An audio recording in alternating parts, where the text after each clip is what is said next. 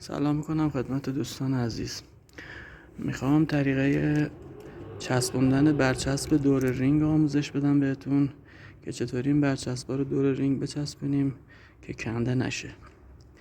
در ابتدا باید لاستیک و رینگ خیلی خوب شسته بشه، یعنی نباید هیچ گونه اثر چربی روی رینگ و حتی روی لاستیک باشه. اینا یادتون باشه که ممکنه شما برچسب رو بچسبونید و لاستیک چرب باشه و حالا هنگام بارندگی یا از یه جای خیس رد میشید، آبی که روی لاستیک میره روی رینگ چربی همراهش باشه و به مرور زمان بتونیم برچسب بکنه. پس اول لاستیک به طور کامل باید شسته بشه. بعدش شما میتونید آزمایش کنید که چسبندگی روی رینگ خوب هست یا نه به وسیله چسب 5 سانتی. به این صورت روی رینگ میچسبونید و میکنید. اگه چربی روش باشه چسب نمیچسبه. الان نگاه کنید، رینگ خیلی خوب شسته شده. چسبندگیش خیلی خوبه. الان نگاه کنید، یعنی به زور کنده میشه. البته قدرت این چسب ها خیلی بیشتر از چسب 5 سانتیه. نکته باید مد نظرتون باشه که اگه بتونید با یک سشوار گرما بهش بدید و بچسبونید خیلی بهتر میچسبه. ولی من چون موتور رو شسته بودم و توی آفتاب گذاشته بودم، رینگ ها داغ شده. الان رینگ من کاملا، یعنی کاملا که نه، بلرمه، داغه، خوبه، دماش خوبه. این چسب وقتی من اینجا میچسبونم بهتر میچسبه.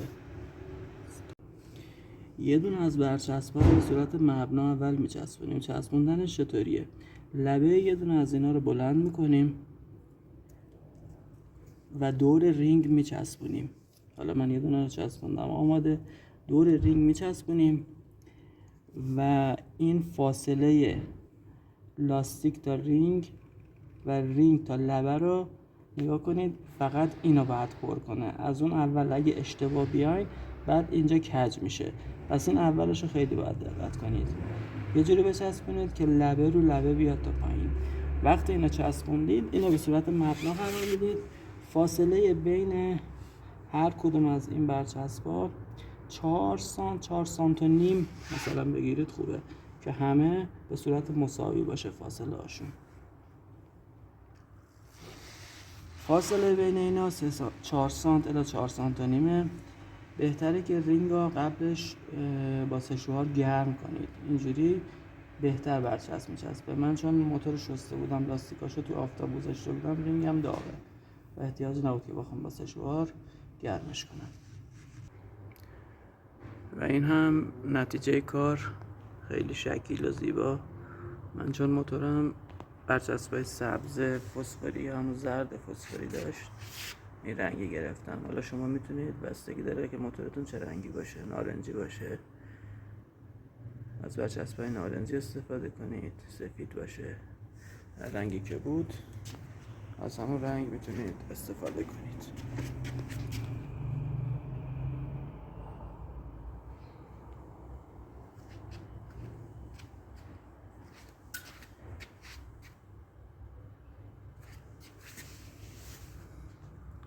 لطفاً اگه خوشتون اومد کانال ما رو سابسکرایب کنید، کامنت بذارید، لایک کنید.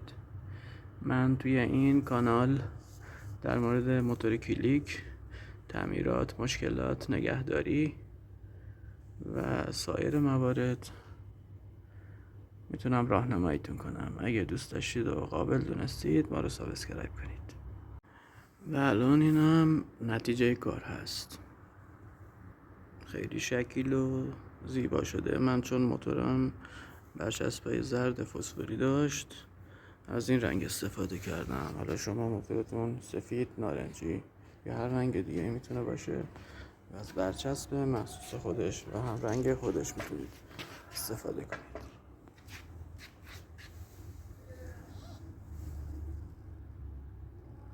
دوستان، ما توی این کانال در مورد موتور کلیک، تعمیرات، نگهداری، اکسسوری ها و هر چیزی که مربوط به موتور کلیک هست صحبت میکنیم. عزیزانی که موتور کلیک دارند یا میخوان تهیه کنند میتونند با ما همراه باشند. خوشحال میشیم اگه ما رو سابسکرایب کنید، لایک کنید، کامنت بذارید و کلاً با ما همراه باشید. ممنون از شما.